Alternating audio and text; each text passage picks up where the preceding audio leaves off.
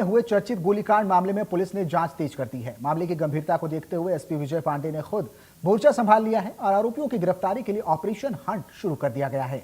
SP विजय पांडे घटना के बाद करही गांव पहुंचे, जहां उन्होंने घटनास्थल पर निरीक्षण किया और पीड़ित परिवार से मुलाकात कर पूरी जानकारी ली। पुलिस ने साइबर सेल और स्थानीय पुलिस को अलग अलग टीम बनाकर संदिग्धों की तलाश शुरू कर दी है। बताया जा रहा है कि एसपी हाल ही में परीक्षण से लौटे हैं और लौटते ही मामले की कमान अपने हाथों में ले ली है। उन्होंने अधिकारियों को साफ निर्देश दिए हैं कि आरोपियों की जल्द गिरफ्तारी सुनिश्चित की जाए और कानून व्यवस्था से खिलवाड़ करने वालों पर कड़ी कार्रवाई हो। फिलहाल पुलिस लगातार दबिश दे रही है और तकनीकी जांच के जरिए आरोपियों तक पहुंचने की कोशिश की जा रही है।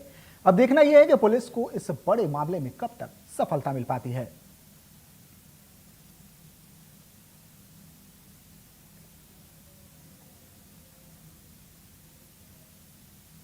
रुक लेते हैं अगली खबर का। रायगढ़ पुलिस कंट्रोल में वरिष्ठ पुलिस अधीक्षक शशि मोहन सिंह ने महिला वकील आराधना सिदार की हत्या मामले का खुलासा किया है। इस दौरान उन्होंने बताया कि किस तरह आरोपी मृतका के संपर्क में आकर सुनियोजित तरीके से वारदात को अंजाम दिया। पुलिस जांच में अब तक प्राप्त तथ्यों, आरोपों के बयान, तकनीकी विश्लेषण तथा बरामद भौतिक साक्ष्यों के आधार पर प्रकरण में पर्याप्त और मजबूत सबूत उपलब्ध हैं। इस मामले की विवेचना के दौरान आरोपी से पूछताछ और जांच में यह जानकारी मिली है कि फेसबुक के माध्यम से आराधना सिदार से जान पहचान हुई। दोनों आपस में अपना मोबाइल नंबर शेयर कर बातचीत करते थे। दोनों में मित्रता बढ़ रही थी। आरोपी जो पहले से विवाहित था, आराधना उस पर शादी का दबाव बनाने लगी। तब उसने प्लानिंग कर उसकी हत्या कर दी। ये विगत 3-4 महीने से ही आई है मेरे पास में।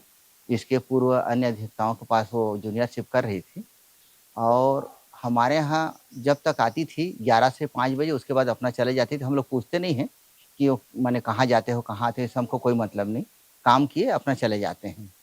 और अभी जो घटना के बारे में जानकारी हुई हमको, तो हमने पूंजीपथरा थाना भी गया था और थाना में जाकर पता किए हैं और वो जो आरोपी पकड़ाया है उसके संबंध में हमने जा कर के उससे पूछताछ किए और जो अधिकारी हैं वहाँ पीठासीन अधिकारी जो थाना प्रभारी हैं उनके सामने पूछताछ हुई तो उन्होंने कबूल किया कि मैं उसको वर्ष 2024 से जानता हूँ और कई बार उसको घर घोड़ा न्यायालय में अपने काम से लेके गया था। इस प्रकार मेरा जान परिचय है और मैं उसके यहाँ आना जाना करता था, ऐसे वो आरोपी ने बताया।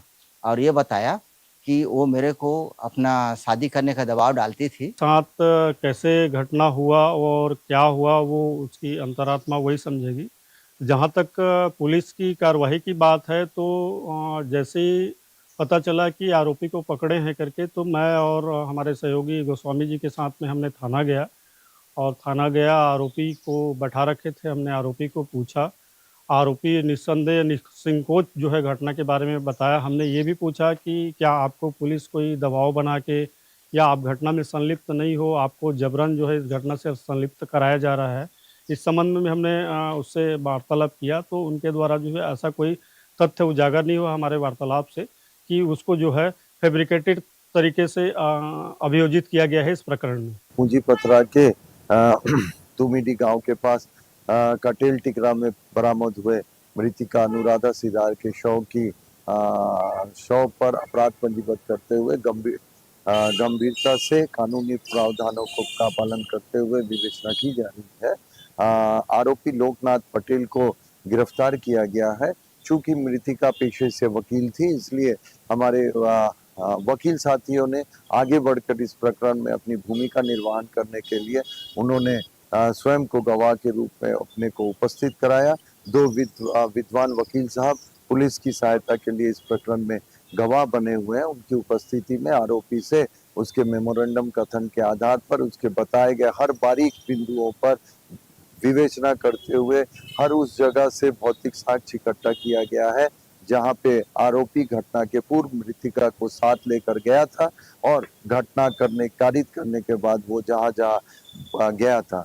ये हमारे लोकार्ड नियम का ही पालन हुआ है। अपराधी घटनास्थल से कुछ ले जाता है या घटनास्थल पर कुछ छोड़ जाता है, इस अनुसार सारे भौतिक साक्ष्यों को